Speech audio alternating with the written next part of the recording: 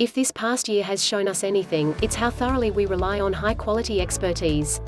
As the COVID-19 pandemic swept the globe, it wasn't the voice of science that stood out above the fracas, but rather the machinations of politicians, only a small fraction of whom followed the best scientific recommendation available at the time. It put into context a number of related issues, vaccines, climate change, and fluoridated drinking water among them, where society's policies don't align with what science indisputably indicates.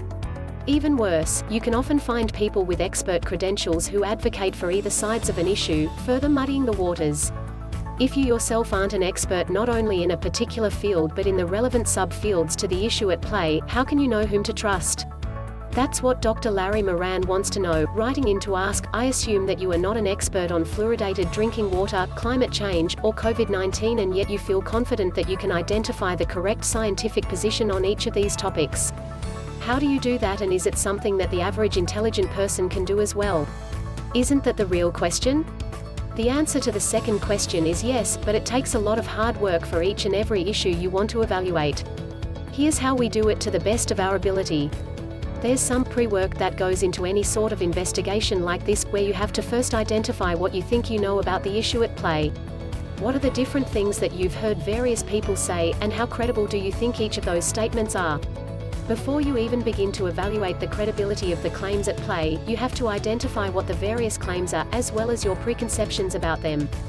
Are vaccines safe and effective? How safe, quantitatively, are they, and how effective are they? What are the side effects and who is at risk of them? Will they alter your DNA, and if so, in what way? What about the science of wearing masks?